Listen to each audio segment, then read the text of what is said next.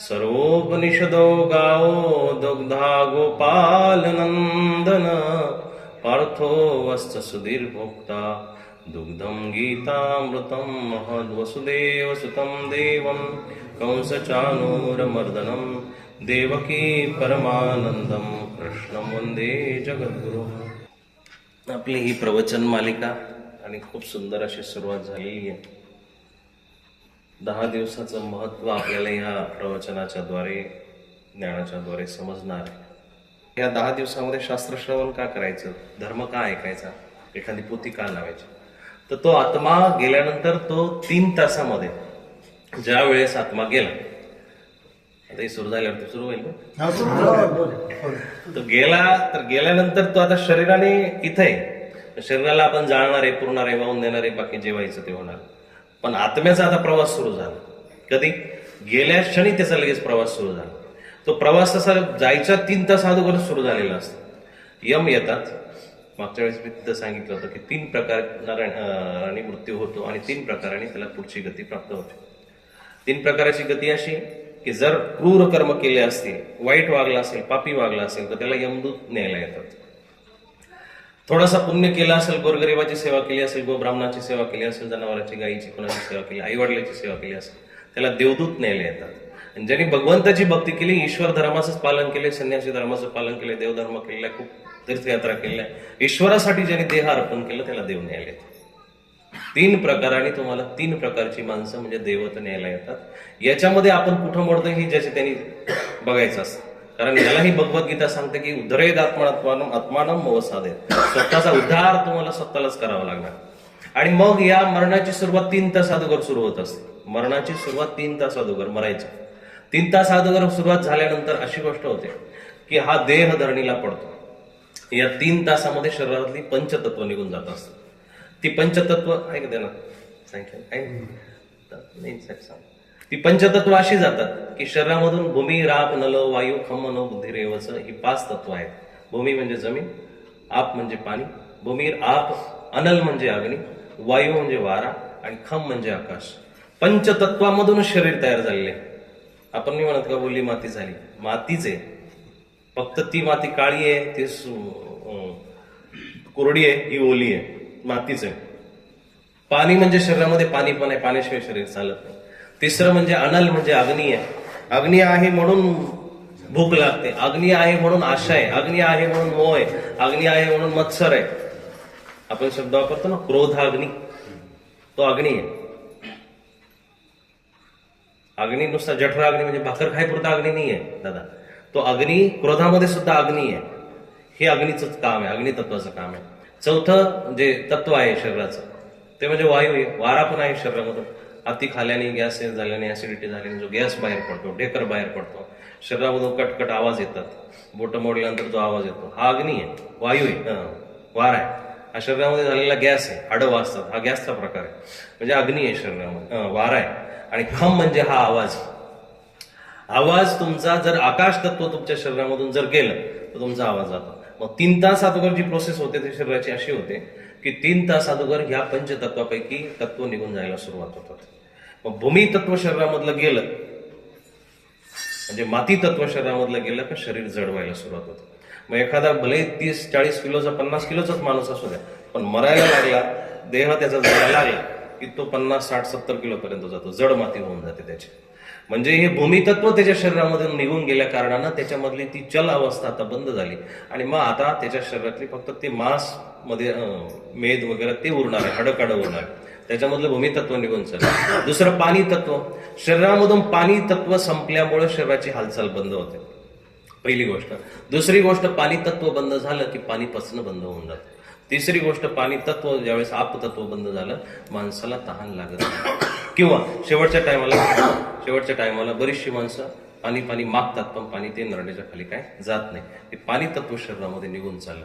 पाणी म्हणजे शरीरामध्ये आपण म्हणतो की तुझ्या अंगामध्ये पाणीच नाही. हे पाणी नसणं म्हणजे काय, जी हालचाल आहे ती बंद होऊन जाते माणसाची. ती हालचाल एक प्रकारे बंद होऊन जाते. आताच तुमच्या मनातच आठवण काढली होती, रस्त्याने असाल तुम्ही. पाणी तत्व शरीरामध्ये निघून चाललं. आणि चौथी गोष्ट, वायू तत्व. वायू तत्व जर शरीरामध्ये निघून गेलं तर तुमच्या शरीराला सांधिवात होत असतो. वायू तत्व अति झालं म्हणून संधिवात होतो, वात होतो, वात उठला, असे जे शब्द आपण वापरतो ते अतिवायू म्हणून. वायू तुमच्या शरीरातला इनबॅलन्स झाला, पित्त शरीरातलं इनबॅलन्स झालं, उष्णता शरीरामधली इनबॅलन्स झाली म्हणजे अग्नितत्व वाढलेले. कफ तुमच्या शरीराला झाला की पाणी तत्व वाढलेले, आणि वायू तत्व वाढलं म्हणजे शरीराला आपल्याला वात झालेला असतो. हे वात निघून जातो. मग वात जर निघून जर गेला दादा, एक वेळेस पित्त बरं, कफ बरं, पण वात बिलकुल बरं नाही, अशी कुठं चमक निघल काही सांगता येत नाही. हे अटॅकचा प्रकार म्हणजे वाताचा प्रकार. जो वात निघाला तिथपर्यंत पुढे जात नाही, वायू तत्व काम करत नाही. वायू तत्वाचंच काम आहे की शरीरामधला तुमचा प्रेशर जागृत करणे. मग लघवीचा असेल, संडाचा असेल, हा प्रेशर वायू तत्वाने तयार होत असतो. चौथं जातं वायू तत्व, आणि पाचवं जातो खम म्हणजे आकाश. आकाश तत्व शरीरामधलं गेलं की माणूस आवाज देणं बंद होतो, किंवा घर घर घर घर वाजायला जी सुरुवात झाली ती आकाश तत्वामुळे, की आता शरीरामध्ये ते तत्व राहिलं नाही. मग ते तत्व निघून गेल्या कारणानं माणसाचा देह आता निकामी व्हायला लागेल. देह निकामी झाला की आता आत्म्याची सुरुवात आहे पुढच्या प्रवासाला. मग ती सुरुवात अशी की ते 3 तासामध्ये ह्या अवस्था, 5 अवस्था ज्यावेळेस झाल्या, हे 5 तत्व निघून गेले, मग यमाचं दर्शन होत असतं. यमाचं जर दारातोंडी दर्शन झालं की तो माणूस शरीर आकडायला सुरुवात करतो.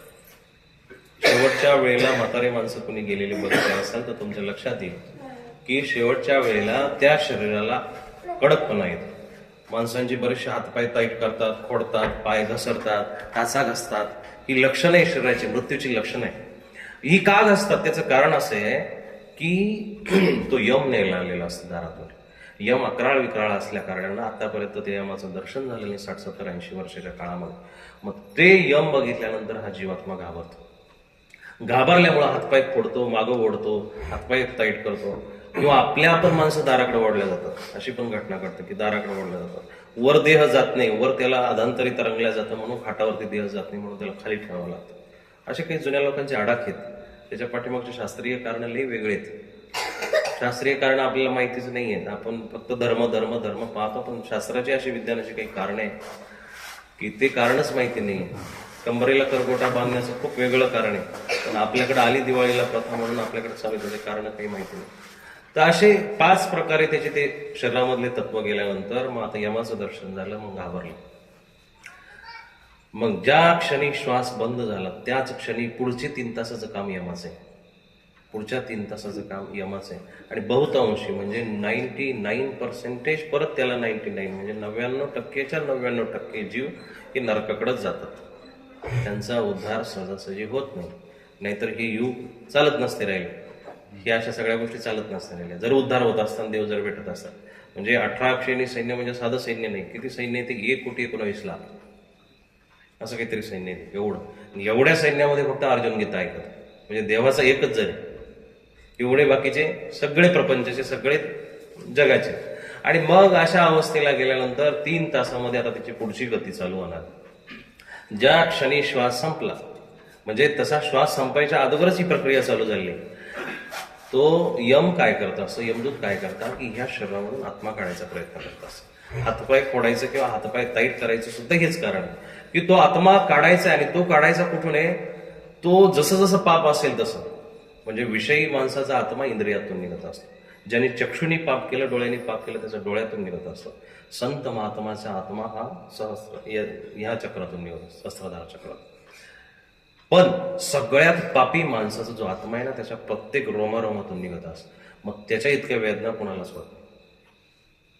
काहींचा अंगठ्यातून देह जातो, डोळ्यातून देह जातो, कानातून देह जातो, नाकातून जातो, असे बरेचसे प्रकार आहे. पण पापी माणसाचा आत्मा रोमारोमातून जात असतो, म्हणून त्याला ते यातना होत असतं. आणि मरण साधं येत नाही दादा. अशा पद्धतीनं मरण येतं, इतकं भयानक मरण येतं की जिवंतपणे आपल्याला त्याच्या अवस्था बघून डोळ्यामध्ये पाणी येतं. अशा पण काही अवस्था असतात की सगळं काही संपलेले तरी आत्मा जीव सोडत नाही. जीव का सोडत नाही? की त्याची त्या देहाप्रतीची आसक्ती. आता शास्त्र तुम्हाला कळेल की जीव सोडायला पाहिजे ना. यमदूत आले दारातोंडी, आता मरायचंय, सगळं घेऊन जा बाबा, तुझं तुला काय ठेवून टाक. पण नाही, हा शरीराचा जो आत्मा आहे, शरीर आहे, तो शरीर त्या आत्म्याला बाहेर पडू देत नाही. म्हणून तो निघताना त्रास होत असतो.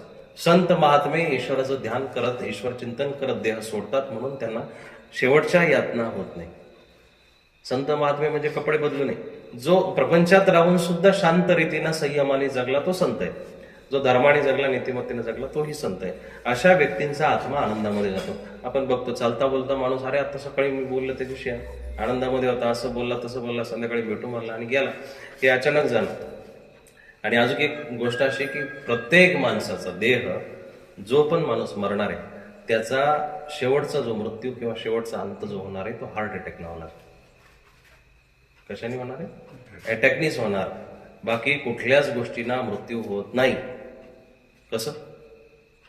शरीराचं बाकी सगळंही थांबलं. मेंदूला पक्षाघात झाला म्हणजे पॅरालिसिस झाला, हाताला पॅरालिसिस झाला, बॉडीला झाला, शरीर थांबलं पण तरी चालू आहे. पण हृदय थांबलं का शरीर संपलं. हृदयावरती मेन रक्त पेट्रोल आहे, मेंदू त्या गाडीचं इंजिन आहे, पण सगळं चालवायचं काम हृदयाकडे. त्याला पुरवण्याचं जे कार्य आहे ना, ते एवढ्या त्याला गाडीच्या पार्टला काय म्हणतात तो कार्बोरेटर, तेवढ्यावरती सगळं असतं. तसं हे हृदयाचं काम आहे. हृदयाने पंपिंग ज्या क्षणी बंद केली म्हणजे तोच अटॅक, आणि शेवटची गती हृदयाचीच असते. शेवटची हृदयाची गती थांबली की माणूस मेल, असं समजा. बाकी मेंदू संपला, माणूस येडा होईल. कोमामध्ये गेला म्हणजे मेंदूनी काम बंद केलं. मेंदूनी काम बंद केलं तर शरीर हालचाल बंद होते, पण माणूस मरत नाही. पण हृदयाने काम बंद केलं तर सगळं थांबलं. शेवटला माणूस, प्रत्येक माणूस अटॅकनेच मरणार.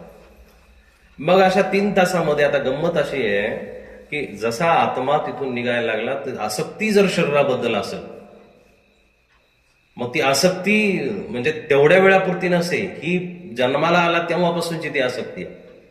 म्हणजे माझं माझं माझं माझं करत जे चालतं ना माणूस शेवटपर्यंत. आजच्या चिंतनाचा श्लोक खूप सुंदर आहे 8व्या अध्यायामधला की अंतकालेच मामेव स्मरण मुक्त्वा कलेवर य प्रयाती समद्भावम याती नस्त्यत्र संशय. अंतकाळी जो मला भजल, जो माझं स्मरण करल, त्याला मी मुक्ती दिल्याशिवाय राहत नाही. पण तो अंतकाळ आणण्यासाठी सुरुवात आद्य अंती म्हणजे आधीपासून ती सुरुवात पाहिजे, तेव्हा अंत चांगला होणार आहे. देवाने फक्त ती सबसिडी द्यायचं म्हणून तुम्हाला सांगितलं की शेवटी जरी तुम्ही स्मरण केलं, गोविंद गोविंद हरे कृष्ण जरी म्हटलं तर तुम्हाला मी भेटणार आहे. पण नाही, एवढं सोपं नाही. असं जर असतं तर मग मस्तपैकी नाही का 100 बिल्ली खाके चुही बिल्ली हज को चली, तसं झालं असतं ना. 100 बुंदर खाऊन मग जर हजमध्ये गेलं असतं. ते खूप सुंदर वाक्य आहे दादा की गंगा पाप धुवायचं काम बिम काहीच करत नाही. तुमच्या मनातून पाप धुणं होत असेल तर धुवा, हे गंगेवरती फॉर्मॅलिटी आहे. जर गंगा जर पाप धुत असतील तर गंगेचा पुत्र कोण आहे? भीष्म आहे. 21 दिवस सरणावरती पडेल, बाणाच्या शय्येवरती पडेल, गंगेचा पुत्र आहे स्वतः. तिच्या लेखाची तिला कळवळ आला नाही, तुमचं काय येणार आहे? तुम्ही फक्त 3 बुड्या घातल्या आणि आले घरी. नाही चालणार ते, तसलं चालत नसतं. पाप धुण्याची वृत्ती आतून आहे आणि प्रत्येकाला माहिती की आपण पापी आहे, म्हणून गंगेवरती गर्दी पण आहे. गर्दी असायचं कारण पण तेच आहे की आपण पापी आहोत. हरिद्वारला गेलं, गंगेवरती गेलं, बुटकुळ्या मारल्या, 3 बुड्या मारला की पाप धुणार आहे, हे प्रत्येकाला माहिती. पण तसं काही होत नसतं. अंतकालेच मामेव स्मरण. अंतकाळ तेव्हा सुंदर होणार आहे की जेव्हा तुमची जीवनाची सुरुवात सुंदर झाली. ज्याला जीवनाची सुरुवात सुंदर करता आली, बाईने टाकतानाच जर तेल टाकलं नाही, त्याच्यामध्ये मोहरी टाकली नाही, जिरे टाकले नाही आणि भाजी टाकली नाही, क्रमाक्रमाने जर टाकलं नाही, ती भाजी चवदार होणार नाही. तिनं पहिल्यांदा पाणी वतावं, नंतर ती भाजी वतावी, नंतर भाजी उकळल्यानंतर तेल टाकावं, नंतर मोहरी टाकावी, नंतर कडत आणावं. काय चव आहे का ती प्रोसेस? एवढ्या 10-20 रुपयाच्या वस्तूला प्रोसेस आहे, पद्धत आहे. तुमच्या जीवनाला एवढा अनमोल देह भेटलेला, त्याला पद्धत काय नसावी? असं चालणार नाही. तुमचं नाही चालणार इथं. तुम्ही अशा पद्धतीनं मूर्ती घ्या, अशा पद्धतीने देऊळ सजवा, अशा पद्धतीने हरिपाठ म्हणा, अशा पद्धतीने अभंग फिरवा, ओव्या फिरवा, हे तुमच्या मनाचे रविवार आहे. हे तुमच्या मनातच राहू दे. देव त्याच्या व्यवस्थेप्रमाणेच करणार. आणि बघा, मी सकाळीच बोललो की ईश्वरा इतका दयाळू तर कोणीच नाही, हे आतापर्यंत आपण ऐकलेले. काय? परमेश्वरा इतका आईसारखं दयाळू कोणीच नाहीये. परमेश्वरा इतकं दयाळू कोणी नाही. पण दादा, ईश्वरा इतका क्रूर पण कोणीच नाही. त्याच्या इतका क्रूर पण कोणीच नाही. रस्त्यावरती हातापायाचे तुकडे पडतात, शरीराच्या मांसाचे तुकडे पडतात, रक्ताचा पाठ वाहतो, अंगावरून टायर जातं गाडीचं, तरी हृदयाची गती थांबत नाही. तरी तो माणूस त्या अवस्थेमध्ये सुद्धा पाणी पाणी करत जीव सोडत नाही. आणि एवढं चालू असताना सुद्धा त्याला दया येत नाही. बघितलं? एवढं होत असताना सुद्धा त्याला दया येत नाही. का? कारण कर्मगती न्यारी, ती कर्माची गती अशी गहन आहे. त्याने कर्म अशा क्रूर पद्धतीनं केलेले. मग शरीराचे तुकडे तुकडे होणारी अवस्था ही काय आत्तापासून नाही आली. धृतराष्ट्राला ज्यावेळेस शेवटी पश्चाताप झाला, आणि पश्चाताप झाल्यानंतर धृतराष्ट्र कृष्णाला विचारतो की माझ्या पोरांचा अंत बघावा, एवढं काय पाप केलं असेल. 100 पोरं माझी मारल्या गेली, एक मेला असता काही नाही, 2 मेले गेले असते काही नाही. 100 माझ्या डोळ्यासमोर, आणि त्या सिंहासनाकडे मला बघता तर येत नाही, पण ते सगळं उघडं दृश्य माझ्या कानांवरती आता शिसे ओतल्यासारखं घर करून राहिले. काय पाप केलं असेल. देव म्हणतात हे पाप आत्ताचं नाहीये, थोडंसं जरा डोळ्यावरून दृष्टी फिरवली आणि सांगितलं की थोडं जा पाठीमागं. फार गेला पाठीमागं, काहीच दिसत नाही, काहीच दिसत नाही. मग 50व्या जन्मामध्ये कधीतरी होता, पारधी होता, शिकारी होता. 50व्या जन्मामध्ये कुठेतरी शिकारी होता. आणि मग शिकार करायला गेला. खूप पक्ष्यांचं संध्याकाळ झाली होती आणि एका झाडावरती पक्षी बसलेले होते. आणि पक्षी बसलेले असल्या कारणानं आता एका बाणामध्ये तर सगळे पक्षी येणार नाही, काय करावं. मग आयडिया सुचली, अशी आयडिया, क्रूर आयडिया सुचली की ह्या पूर्ण झाडालाच आग लावून दे. आग लावून देण्यात आली. उन्हाळ्याचे दिवस होते, झाड वाळलेलं होतं, नवीनच आता चैताची पालवी फुटणार होती, त्याच्या अगोदरचा त्याचा पालापाचोळा झालेला होता.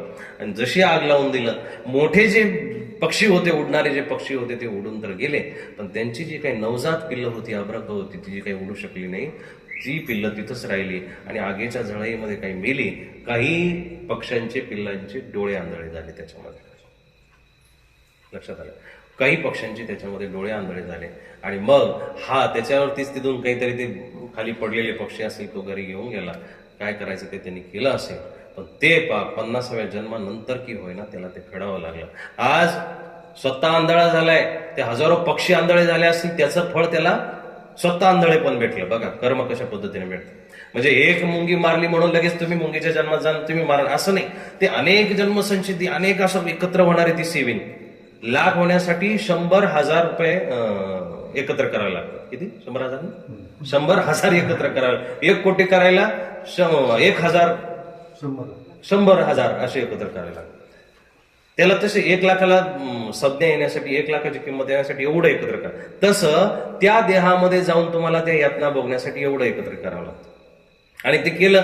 स्वतः आंधळा झाला, आंधळा तर झाला, पण मरणापेक्षा आणखी यातना काय असाव्या म्हणून स्वतःची लेकरं स्वतःचे डोळे नसताना, म्हणजे डोळ्यासमोरच मेली असं म्हणायचे. ते जे पक्षी मेले होते त्याचा तबादला अशा पद्धतीने झाला. आणि त्याच्याही पेक्षा पुढची क्रूर अवस्था की एवढं होऊन सुद्धा मरण मागून मरण येत नाही. त्याची पुढची अवस्था की एवढं सगळं झालं की आता परमेश्वराकडे धाय मुकलून रडून म्हणतोय, याचना करतोय की देवा जगण्यापरीस मरणे बरे, पण नाही, मरण येत नाही. ईश्वर एवढा क्रूर पण आहे. तुम्ही जर कर्म केलं असेल ना तर तुमच्या कर्मामध्ये तो हस्तक्षेपच करत नाही. भगवद्गीता सरळ प्रमाण देते की कर्मणा गहनो गती. देव सुद्धा म्हणतो तुमची कर्माची गती गहन आहे. अशी कर्म करून आल्यानंतर आपल्याला ती इथं फेडावंच लागणार. आणि बघा मग 84 लाखाचा हिशोब लय भारी आहे. 84 लाखामध्ये सगळ्यात कमी जर क्वांटिटी कोणाची असेल तर माणसाची आहे. 4 लाख मनुष्य येऊन, 9 लाख जलचर आहेत. माहिती काही गणित? 9 लाख जलचर, 30 लाख पशु म्हणजे 4 पायाचे, 2 पायाचे, 4 पायाचे जे असतील ते 30 लाख, 20 लाख झाडं, 30 आणि 20 झाले 50 आणि 9 59. त्यानंतर 11 लाख पक्षी, 70 झाले. आणि 10 लाख किडे माकोडे. 11 लाख किडे माकोडे आणि 10 लाख पक्षी झाले का 80. एवढे 80 लाख काय तुमचे पशु पक्षी ह्या पाप योनी, सगळ्या पाप योनी. झाडा इतका पाप योनी कुठलीच नाही, पाताळ इतकी पाप योनी कुठलीच नाही. झाड आपल्या दारातोटी उभं असतं, त्याला तहान लागली तर तुमच्याकडे मागत नाही, भूक लागली मागत नाही. तुम्हाला आली लहर तर तुम्ही बादलीवर त्याला पाणी टाकणार आहे. फळं तोडायला तर पिकायला आपण पिकल्यानंतर 4 वेळा चाचपायला जाऊ, तपासायला जाऊ, पण पाणी टाकायला आपण नित्यनेमाने टाकत नाही. बरोबर की नाही? ही वृत्ती माणसाची. आणि मग त्या झाडावरती हजारो किडे माकोडे चढणारे, हजारो खालून उदयी लागणारे, हजारो प्रकारचे पक्षी त्याच्यावरती विष्ठा करून जाणारे. सगळी यातना, सगळ्यात मोठी यातना त्याला आहे, झाडाला. आणि दुसरी सगळ्यात मोठी यातना पाण्यातल्या प्राण्यांना, जलचरांना. असे 80 लाख जीव आहेत आणि उरले 4 लाख ते माणसं आहेत. 84 लाखाचा हिशोब. 9 लाख जलचर, 30 लाख पशु म्हणजे 4 पायाचे, 20 लाख झाडं, 11 लाख किडे माकोडे आणि 10 लाख खगचर म्हणजे पशु पक्षी नुसते पक्षी, आणि 4 लाख मनुष्य. एवढा 84 लाखाचा हिशोब. म्हणजे सगळ्यात कमी जे काही वाटप झालं असेल, वर्गणी झाली असेल ती माणसाला, सगळ्यात कमी 4 लाखामध्ये. मग 4 लाखामध्ये वेगवेगळ्या प्रकारचे वेगवेगळ्या ठिकाणचे माणसं आहेत, तो विषय थोडासा विस्तृत आहे. पण 4 लाख मनुष्य जे प्राप्त झाले, मनुष्य देह प्राप्त झालं, या सगळ्या पाप योनींपेक्षा कमी आहे बघा गंमत किती अवघड आहे की 4 लाख मनुष्य देह म्हणजे सगळ्यात कमी 80 लाख एका बाजूला आणि 4 लाख एका बाजूला 80 लाख पापयोनी असून सुद्धा ह्या 4 लाख माणसांनीच त्या पापयोनी तयार केल्या. त्याला जातो कोण? हात जातो. आणि हे एकदा नाही जात, एकदा मच्छर नाही होत, दोनदा नाही होत, किती? एक एक योनी कोटी कोटी फेरा. हजारो वेळा जातो, हजारो वेळा तिथं राहतो. पुनरपी जननम पुनरपी मरणम पुनरपी जननी जठरे शयनम. पुन्हा पुन्हा आईच्या गर्भामध्ये जाणार आहे, पुन्हा पुन्हा हे करणार आहे. आणि विंचवासारखे जन्म त्याला भेटतात. ती आई प्रसूत झाल्यानंतर त्याच पिल्लांना खाऊन टाकते. नागाची एक जात आहे की ती पिल्लं दिल्यानंतर तीच पिल्लं अशी लाईनीमध्ये खात जाते आणि तेवढ्या वेळामध्ये जर एखादं पिल्लू बाजूला गेलं तर ते जिवंत राहत, नाही तर तिथे खाऊन घेतो. वाघिणीचं इतकं बारीक शास्त्र आहे की वाघिणीला माहिती असतं दुष्काळ पडणार आहे. ज्या वर्षी दुष्काळ पडणार आहे त्या वर्षी वाघीण स्वतःच्या पिल्लाला खाऊन घेते. तिला हे शास्त्र दिलेले देवाने. ईश्वराची जी किमया आहे ना ती खूप अप्रतिम आहे.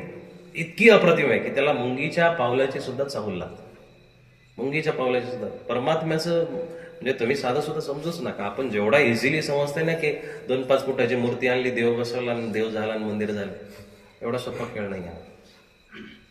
त्याचा जो कार्यक्रम आहे तो खूप अवघड रीतीनं त्यांनी चालवलेला आहे. तुमच्या आमच्या गणिताच्या पुढचे. ते एका बाईला कॅन्सर झाला.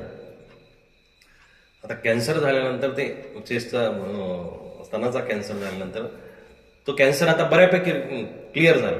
पूर्ण आता क्लिअर झाली बरं का बाई. हा त्या चंदीगडच्या माणसाचा प्रश्न आहे. तर क्लिअर झाल्यानंतर आता व्यवस्थित सगळं चालू आहे. पण व्यवस्थित चालू असताना छातीच्या आतमधल्या भागामध्ये त्या लंग्सच्या आतमध्ये एक स्पाईन म्हणून पार्ट असतो.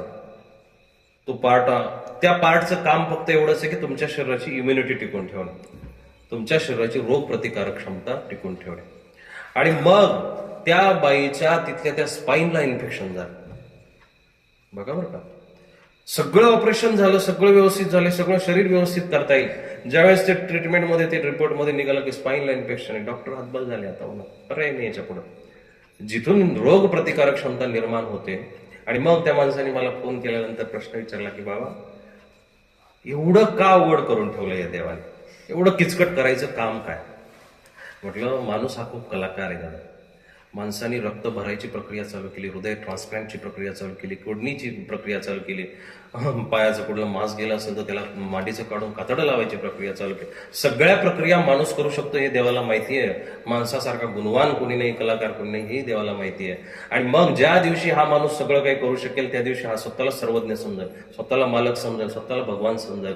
म्हणून देवानी काही गोष्टी आपल्या हातामध्ये अजून तशाच ठेवलेल्या की आता काहीतरी करून दाखव, आता तुझी ताकद लाव, कुठून लावायची, कोणला फोन लावायचा, लाव, किती पैसे आणायच्या. ही ईश्वराची अस्तित्वाची खरी भूमिका आहे. इथं परमात्मा. तर ते मृत्यू झाला, आता आत्मा बाहेर पडतोय आणि बाहेर पडल्यानंतर आता तो आत्मा परत 3 तास घेतले त्या आत्म्याने बरं का. म्हणून मेल्यानंतर जुने जर माणसं तुम्हाला माहिती असेल तर 3 तास माणसाला मेल्यानंतर जाळायचं नसतं.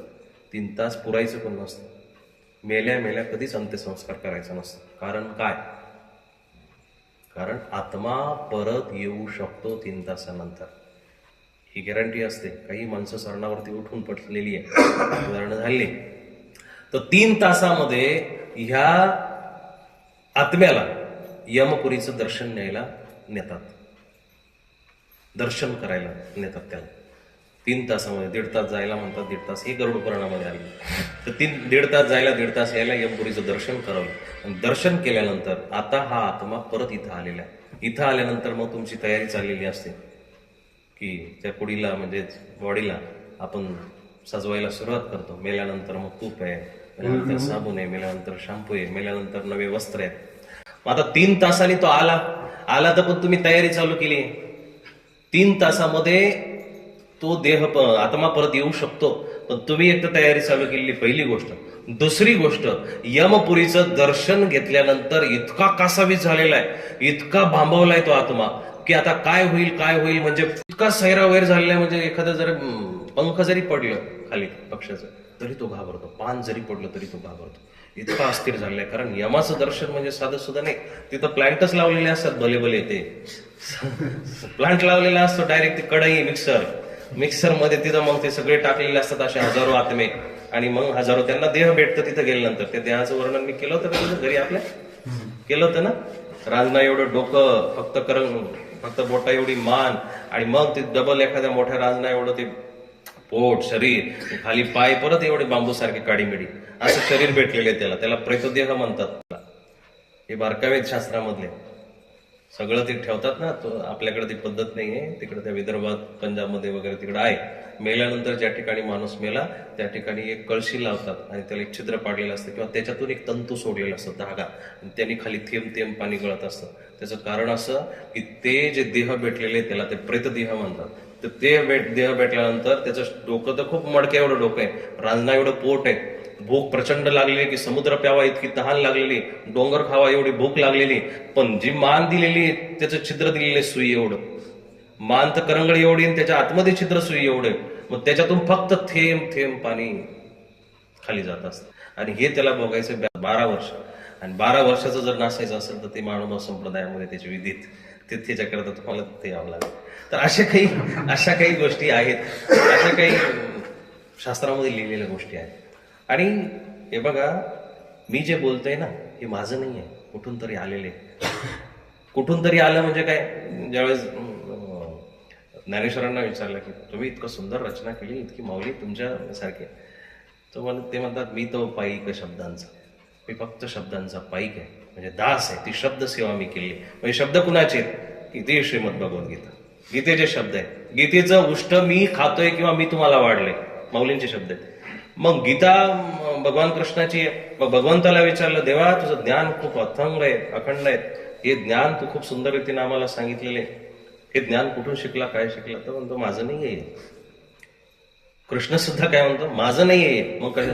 इति श्रीमद भगवद्गीता सुपनिषत्सु, उपनिषत्सु म्हणजे उपनिषदामधून आलेलं ते मी सांगितलेलं. कृष्ण सुद्धा असं म्हणतात, इति श्रीमद भगवद्गीता सुपनिषत्सु ब्रह्मविद्यायाम योगशास्त्रे, योगशास्त्राद्वारे, उपनिषदांद्वारे जे मला प्राप्त झाले मी तुम्हाला सांगितले. मग उपनिषदामध्ये कुठं आलं? उपनिषदामध्ये जो सुरुवातीला अवतार झाला असेल ते शास्त्र उपनिषदांमध्ये त्यांनी सांगितलेले. पण उपनिषदांमध्ये बरेचसे कर्मकांड आल्यामुळं भगवंतांनी गोपालकृष्णांनी चाळण लावली, आणि त्या चाळणीमध्ये जे गळलं ते चांगलं गळलं, आणि वाईट आहे ते तसंच राहिलं. वाईट म्हणजे जे करण्यायोग्य नाही, ना आचरणीयम ना करणीयम, जे न आचरण्यासारखे, न करण्यासारखे, ते तिकडं तसंच राहिलं. अशा पद्धतीनं ते त्याला देह भेटत असतं, म्हणून ते तंतू ठेवतात, त्या तंतूद्वारे थेंब थेंब थेंब थेंब पाणी गळत असतं. अशा काही ठिकाणी प्रथा आहेत. तर हा 3 तासामध्ये आत्मा येतो. मग आता तुमची तयारी चालू असल्याने तो शरीरामध्ये काही घुसत नाही. मग तो कुठं राहतो? तो म्हणतात एक तर तुमच्या वळसणीला राहतो, तुमच्या पडवीला राहील, तुमच्या बाहेर, घराच्या बाहेर कुठं तरी राहील, किंवा गावाच्या वेशीवरती जिथं विसावा देतात ना म्हणत, तिथं राहतो. तिथं राहून मग तो 10 दिवसामध्ये काय करतो? 10 दिवसामध्ये तो बघत असतो, माझ्यासाठी कोण रडतंय, माझ्यासाठी कोण गापतंय, माझ्यासाठी कोण दान पुण्य करते. आता त्याला रडाय गावायची इच्छा नाहीये त्या आत्म्याला. त्याची इच्छा तुम्हाला सांगतो काय असते. तुम्ही म्हणाल बाबा तुम्ही मरून परत आले काय? मी मरून नाही परत आले, शास्त्रांनी गोष्ट सांगितली. गरुड पुराणामध्ये या गोष्टी आलेल्या आहेत, बऱ्याचशा शास्त्रांमध्ये या गोष्टी आलेल्या आहेत. मरण्याचं शास्त्र सगळ्यात मोठं शास्त्रांनी निरूपण केले. जगण्याचं एक वेळ न जमू दे, पण भगवद्गीतेचा जसा दुसरा अध्याय सुरू होतो ना, हा मरण्यावरतीच आहे, आत्म्यावरतीच आहे. नाही नमचित दुसरानी न जायते म्रियते वासंज, हे सगळे मरण्याचे प्रकार सांगितलेले दुसऱ्या अध्यायामध्ये. 8व्या 9व्या अध्यायापर्यंत सगळा हाच प्रकार आहे. आणि मग तो आत्मा जे बघतो 10 दिवसामध्ये ते काय आहे बघा. त्याचं बघणं असं आहे, त्याचं म्हणणं असं आहे की 10 दिवसामध्ये मी जे नरक यातना बघून आलोय ना, त्याच्यासाठी मोक्षण करायसाठी, मुक्ती मिळायसाठी तुम्ही काहीतरी करा. माझी त्या यमापासून, यमपुरीपासून मुंचन कसं होईल, मुक्ती कशी मिळेल, याच्यासाठी तुम्ही काहीतरी करा.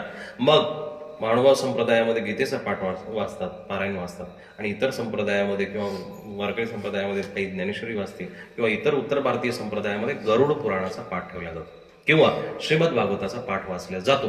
याच्या पाठीमागचं शास्त्रच हे आहे की त्याला ते शब्द कानावरती पडले म्हणजे थंडावा मिळतो, शांत मिळतो, भगवंताकडून त्याला धीर मिळतो, भगवंताच्या वाणीतून त्याला कुठंतरी आधार मिळतो की याची मी जर 4 शब्द मी जर ऐकले तर मला कदाचित मुक्ती मिळू शकते, त्या 10 पासून सुटका होऊ शकते. म्हणून 10 दिवसामध्ये जे करायचं असतं ना, ते 5 प्रकारे करायचे असतात गोष्टी.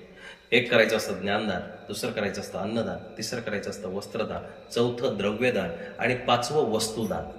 या 5 प्रकारची दानं करायची असतात.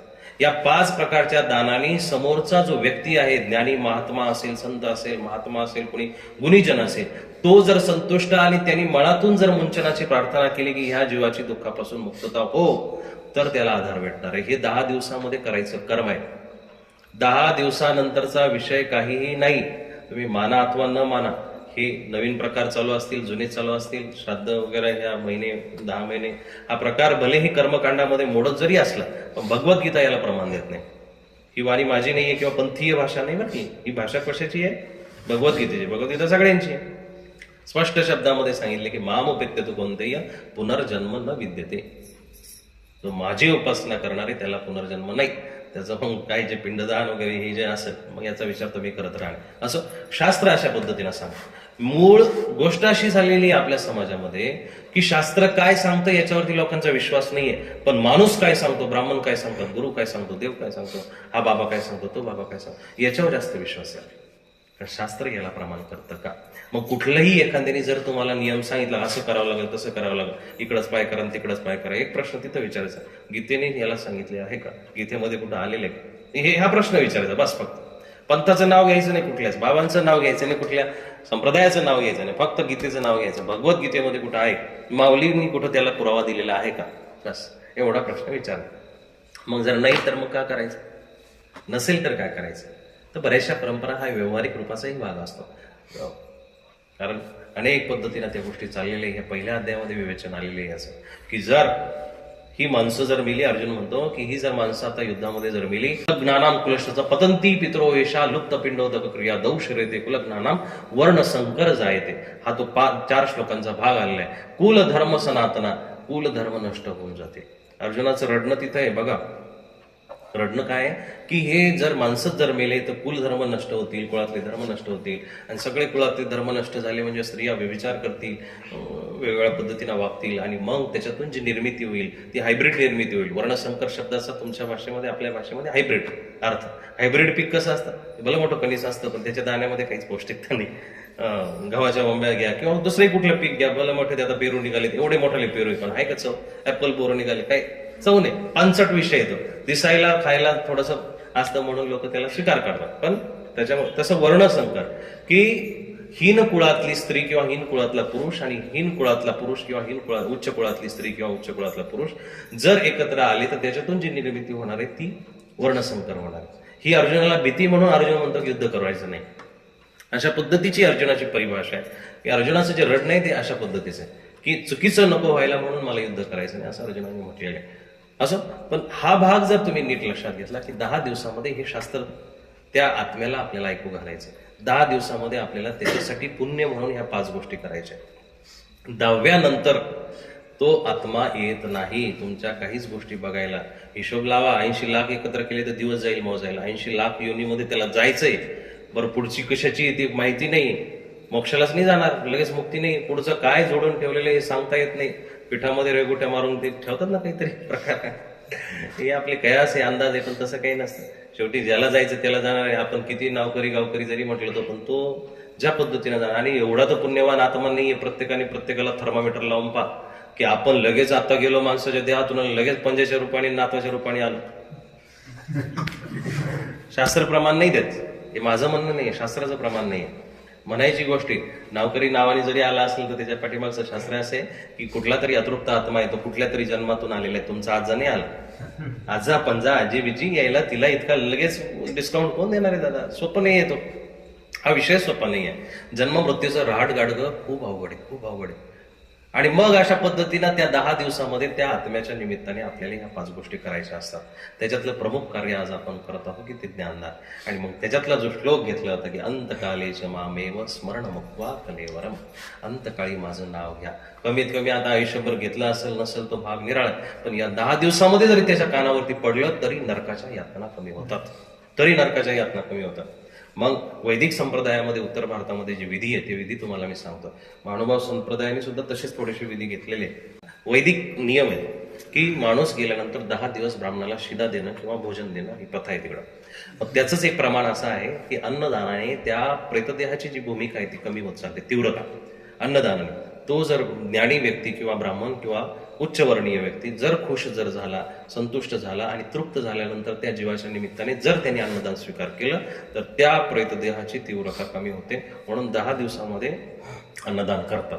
10 दिवसामध्ये मग हीच पद्धत थोडीशी महानुभाव संप्रदायामध्ये सुद्धा आहे की जे ज्ञानी महात्मे आहेत त्यांना 10 दिवसामध्ये त्या मृतात्म्याच्या निमित्ताने अन्नदान घालतात. वस्त्रदान असेल, द्रव्यदान असेल, वस्तुदान असेल, ते दान करतात. दान केल्याने तुम्ही म्हणाल की काय बाबा हे पोटभरायचे धंदे असतील काहीतरी, असा काही प्रकार नाही. दान केल्याने त्या दुःखाची तीव्रता कमी होणार आहे आयुष्यभर त्या जर व्यक्तीच्या हाताने. मग बघा छोट्या छोट्या गोष्टी आहे, गाईला देतात की नाही, देतात ना, शेवटचा घास म्हणून किंवा काही म्हणून देतात. हा काय प्रकार आहे? तोच प्रकार आहे दान द्यायचं.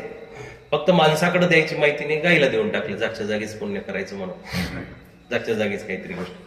तर ते केल्याने त्या दुःखाची तीव्रता कमी होणार आहे. आणि मग मगाशी मी सांगितलं ना तुम्हाला की तिथं मस्तपैकी काही नगाडे, चौगाडे, सनया, वाद्य वगैरे लागलेली नाही, डीजे बीजे. तिथं काय आपल्यासाठी पायघड्या सतरंजा टाकलेल्या नाही, फुलं टाकलेली नाही. तिथं खैरा इंगळावरी चालविती ऐशी नरक यातना भोगविती. खैर जो असतो, खैराचा म्हणतात निखारा जो असतो तो भयंकर असतो आणि त्या निखाऱ्याचे 12-12 किलोमीटरचे रस्ते तयार केलेले. ऐसे वदती शास्त्र प्रमाण, हे यथोचित जाण, ऐसे हे श्रवण करुणी जाय मृतात्म्य. ह्या पद्धतीनं 12-12 किलोमीटर कोसाची भूमिका दिलेली, कोसाचं परिमाण दिले. 12 कोस खैरा इंगळाचे निखारे टाकलेले आणि तयावरी चालविती, तयावर चालवतात. मग पाय जळतो, आत्मा जळतो, देह जळतो. आत्मा तोच आहे बरं का, फक्त त्याला देह दिलेले, शरीर दिलेले वेगळं, भोगवण्यासारखे वेगळ्या स्ट्रक्चरमध्ये बसवलं, त्याला वेगळ्या याच्यामध्ये बसवलं. आणि मग त्याला ते दुःख चालू आहे 12-12 कोसापर्यंत. आणि हे दुःख नुसतं एकदा गेला 1 वे पास नाहीये, तो 2 वे रिटर्न परत आणणार. मग जळल्याचं ते शरीर जळतंय, त्याला त्रास होते. पण सामर्थ्य शरीर असल्या कारणानं, सामर्थ्याचं शरीर असल्या जळतं परत तयार होतं, जळलं तरी परत तयार होतं. असं 12-12 वर्षापर्यंत नरक भोगवतात. दुसरं नरक आहे की अनुकुचित दार, असं तलवारीच्या उलट्या तलवारी टांगलेल्या असतात, असं झाड तयार केलेलं असतं अशोकाच्या झाडाचं, सुचीपर्णी वृक्षासारखं. आणि ते उंच उंच चांगलं 10-10, 20-20, 50-50 फुटापर्यंत झाड असतात. आणि मग ह्या देहाला ते मस्तपैकी नाही का झोपाळे करतात, तसं करतात आणि ते यमदूत त्याच्यावरती टाकतात. वर टाकल्यानंतर खाली येईपर्यंत म्हणतात त्याचे राई राई एवढे तुकडे होतात, बारीक तुकडे होतात. सामर्थ्याने ते खाली पडलं, परत ते सामर्थ्याने शरीर जुळतं, परत असे टाकतात. 12-12 वर्षापर्यंत भोगवतात. तुम्ही म्हणाल हे कसं काय येतं, हे कसं काय येतं? याचं शास्त्र म्हणजे इकडं तुकडे तुकडे करून खाल्ल्यानंतर तिकडे तुकडे भोगावं लागतं. इकडचे तुकडे तिथं जोडावं लागतात. इकडं चुकीच्या इन पैरोसे चल करते रे मंदिर कभी नाया. जर मंदिराकडे देवळाकडे पावलं कधी वळत नसतील तर त्या पावलांना असं जाळतात. लोहाचे पुतळे असतात, मग काम वासनेने जे चिटकलेले जीव असतील, कामाने पागल झालेले असतील, लोहाच्या पुतळ्यांना आलिंगन द्यायला लावतात आणि चर करून हा देह जळतो, आत्मा जळतो. आणि मग त्याच्या दुःखाला परिमाण नसतं दादा. आणि मग त्या दुःखाला परिमाण नसल्या कारणानं शास्त्र ओरडून सांगतात की बाबांनो, आता तरी पुढे हाची उपदेश नका करू नाश आयुष्याचा. सकळांच्या पाया माझे दंडवत, आपुला आले चित्तशत. ओरडून सांगितलं त्या बाबांनी, तुकाराम बाबांनी. शेवटी त्यांना समाजाने त्रास दिला, माऊलीने ओरडून सांगितलं, जिवंत समाधी घेऊन. ज्या कृष्णाने भगवद्गीता निरूपण केली त्याला सुद्धा या माणसांपायी, परिवारापायी जंगलामध्ये जाऊन देह सोडाला. ज्या रामाने रामराज्य स्थापन करायची मनीषा जाहीर केली, इच्छा जाहीर केली, त्या रामाला शरीरमध्ये आपलं देह अर्पण करावं लागलं. कारण जन हे सुखाचे दिल्या घेतल्याचे. जगाच्या जर आपण कामी आलो नाही तर जग आपल्याला त्रास देणार आहे. आणि मग हे जगाचं राड गाडगं आपल्याला अशा पद्धतीनं कुठंतरी जर थांबवायचं असेल तर अंतकालेच मामेव स्मरण होता. स्मरण करा, नाम स्मरा आधी. नामाचं स्मरण जर करत राहिले आणि जिथं असाल तिथं. आता कसं आहे, ही माणसाची वृत्ती पण आहे, निगेटिव्ह पॉझिटिव्ह दोन्ही गोष्टी सांगतो की लांब जाणवत नाही म्हणून एक दगड उचलतो, त्याला शेंदूर फासतो आणि तो त्याचा देव होऊन जातो. तुमच्या म्हणण्यानुसार देव होत नसतो, तुमच्या म्हणण्यानुसार धर्म होणार नाही, तुमच्या म्हणण्यानुसार देवही होणार नाही. माणसाने सुविधा, स्वतःच्या सुखसुविधा बघितल्या की आपल्या जवळचं जे मंदिर असतं ते सगळ्यात जास्त नवशिक असतं, तोच त्याचा सगळ्यात मोठा देव असतो, तोच सगळ्यात मोठा राखणदार असतो. असं नाही चालत. या सत्ता आहेत, ह्या विभूती आहेत, एक परमात्मा वेगळा आहे. आणि मग भगवान कृष्णाला हे पण वारंवार सांगावं लागलं की मय्या अध्यक्षेन प्रकृती सुयते सचराचर. माझ्या अध्यक्षतेखाली या सगळे माणसं कामाला लागलेले, सगळ्या देवी देवता शक्ती कामाला लागल्या. मी खरं आहे. आणि मग मामुपेत्य तो पण देय पुनर्जन्म, माझी उपासना करा, तुम्हाला पुनर्जन्म प्राप्त होणार नाही. हे जीवनाचं सार नीट लक्षात घ्या. हे सार जर आपल्या लक्षात घेतलं, चौवेदी जाणं षडशास्त्र कारण 18 पुराण, त्याच्याकडे शेवटी जावं लागणार आहे, सगळं त्याच्याकडे जावं लागणार आहे. मग शेवटचा ज्यावेळेस सगळी भगवद्गीता निरूपण केल्यानंतर 18 अध्यायापर्यंत भगवंत जातात, 56व्या श्लोकामध्ये गेले, सर्व धर्मान परित्यज्य मामेकं शरणं व्रज. सगळ्या धर्मांना सोड बाबा, तू सोडल्याशिवाय, तू मला शरण आल्याशिवाय मी तुझी मुक्तता करू शकत. मग त्याच्यामध्ये धर्माची व्याख्या खूप सुंदर केलेली शास्त्रकारांनी. सर्व धर्मान म्हणजे देह धर्म, तुमच्या देहाचे धर्म, कुळ धर्म, देश धर्म, ग्राम धर्म, त्याच्यानंतर ग्रंथ धर्म, कुठल्या तरी देवतांचे धर्म, मनाचे धर्म, देशाचे धर्म, शेजाऱ्याचे धर्म, पाजाऱ्याचे धर्म, लई धर्म सांगितले त्याच्यामध्ये, खूप धर्म सांगितले. ते सगळे सोडून, त्याच्यामध्ये महानुभाव वारकरी सगळे आले, हे सुद्धा धर्म सोडून तुम्हाला वरती उठायचंय. एक विशिष्ट पदाला गेल्यानंतर तुम्ही महानुभावही नाही, वारकरी नाही. लक्षात आलं? कुठल्याच संप्रदायाचे नाही. हा सर्व धर्मान परित्यज्य शब्दाचा अर्थ आहे खऱ्या अर्थाने. आणि मामेकम, माम एकम, मला एकट्याला, बाकीचं सगळं गोणीभर गोळा करून नाही, मला एकट्याला. बघा, अर्जुनाला सर्व कृष्ण सांगताना परिभाषा किती सुंदर सांगतात. कृष्णाची आवडती समजा तुमची कोणी रुक्मिणी असेल, ती राधा असेल, अमके असतील, डमके असतील, अर्जुनही माझा प्रिय आहे असा भगवंत म्हणतो की तू सगळ्यात जास्त माझा प्रिय आहे. तरी पण देवाने सगळ्यात शेवटी जो येऊन द्यायची जी भूमिका इनकमिंग, ती फक्त आपल्याकडे ठेवली. माम एकम, मला एकट्याला, तिसरं कोणाला नाही. मग राधेकृष्ण म्हणत असतील, रामकृष्ण म्हणत असतील, इतर काही म्हणत असतील, नाही चालत. भगवद्गीता त्याला साक्षी देत नाही. भगवद्गीता त्याला, हे माझं वैयक्तिक मत नाही, भगवद्गीता सांग, गीता याला सांगत नाही. तुम्ही जर एकट्याला शरण आले तर तुमची मुक्ती होणार आहे. हे सगळे जे शास्त्र आहे ना, हे शास्त्र आपल्याला पेलत नाही, पचत नाही, म्हणून आपण हलकं काहीतरी खात असतो, करत असतो. आपण आजारी आहोत, बुद्धीनाही आजारी आहे, आपण वागण्याने आजारी आहे. मग आजारी माणसाला लय भारी पनीरची भाजी पचणार आहे का? लय भारी बटाटा पुरी नाही पचत. म्हणून काहीतरी साधं द्यावं लागतं. द्या पेज करून, द्या खिचडी करून, द्या काहीतरी. म्हणून मग साधं, बाबा चल, एक अगरबत्ती लावली, एक तांब्याभर पाणी टाकलं, झाला देव तुझा. देव बुचकाळले पाण्यामध्ये 8 दिवस लावला, गंध ठेवा. नाही, खूप त्याचं आध्यात्मिक शास्त्र आहे, खूप आध्यात्मिक शास्त्र आहे, ते आपण जपलं पाहिजे. छाप तिलक सब छेनी तोसे नैना मिलायके, हे सगळं शास्त्र ईश्वराशी ज्यावेळेस तुमची नजर भिडेल, त्यावेळेस सगळं काही तुमचं गळून पडल. तुम्ही कुठल्याही भेदाभेद, सर्व अमंगळ याच्यामध्ये राहणार.